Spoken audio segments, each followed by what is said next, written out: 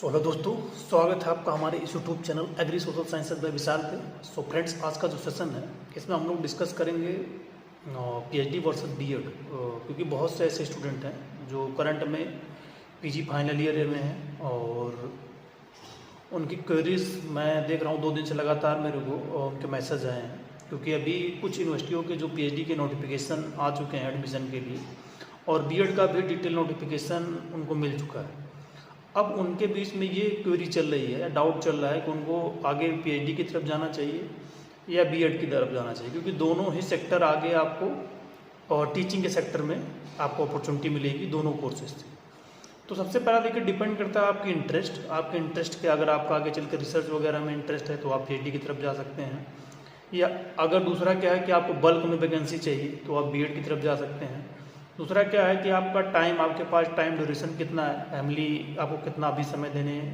के लिए तैयार है, आपकी फाइनेंशियल कंडीशन क्या है, ये डिपेंड करता है। और देखिए क्या है कि अगर मैं सबसे पहले ये चीज़ क्लियर करूँगा कि जो बीएड, अगर आप बैचलर ऑफ एजुकेशन करते हैं तो डिफरेंट स्टेट में जो एग्रीकल्चर डिपार्टमेंट में टीजीटी पीजीटी आती है, उन 2 वैकेंसी में आप एलिजिबल हो जाएंगे। और ये जो वैकेंसीज हैं इसमें जो सिलेक्शन आपका होगा वो based on your performance means knowledge, आप जितना एग्ज़ाम में स्कोर कर रहे हैं उसके बेसिस पे आपका सिलेक्शन होगा। जबकि अगर आप पीएचडी कर रहे हैं, नेट आप क्वालिफाई हैं, अगर नेट नहीं क्वालिफाई हैं तो भी कुछ यूनिवर्सिटी में जैसे डीडी वगैरह ने नोटिफिकेशन निकाला है, तो उसमें क्या है कि आपका एकेडमिक एपीआई स्कोर बनता है, एकेडमिक परफॉर्मेंस इंडेक्स, उसका रोल प्लस आपका जो रिटर्न एग्ज़ाम होगा उसका रोल, प्लस उसके पीछे एक डार्क ट्रूथ और भी है, उसमें थोड़ा सा क्या है कि रिकमेंडेशन वगैरह भी चलता है, वो हर स्टूडेंट को पता होगा जो पीजी कर रहा है, ठीक है। अब यहाँ से डिसीजन आपको लेना है कि किस सेक्टर में जाना है। बीएड एक ऐसा सेक्टर है, अगर आपका रिसर्च में इंटरेस्ट है, आपको आगे चल के एपी ही बनना है, हायर इंस्टीट्यूट में आपको टीचिंग करना है, तो आप पीएचडी की तरफ जा सकते हैं।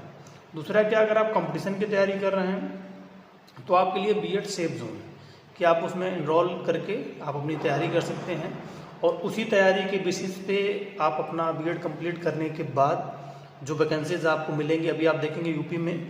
अराउंड 300 मतलब 300 वैकेंसीज आपको मिलने वाली हैं मार्च में या अप्रैल में। राजस्थान में आप देखेंगे 500 सीटों का नोटिफिकेशन आया था जिसका एग्ज़ाम मई में आपका लगा हुआ। तो ये हर स्टेट में आपको मिलती रहती है, बाकी उत्तराखंड में मिलती रहती है। तो ये चीज़ है। बाकी पीएचडी के बाद आपको थोड़ा सा टीचिंग करने का प्राइवेट में मिल जाता है, लेकिन अब उसका भी उतना ज़्यादा वो ट्रेंड स्कोप रह नहीं गया, सैलरी रह नहीं गई। लेकिन फाइनल जो डिसीजन लेना है वो आपको लेना है अकॉर्डिंग टू योर इंटरेस्ट।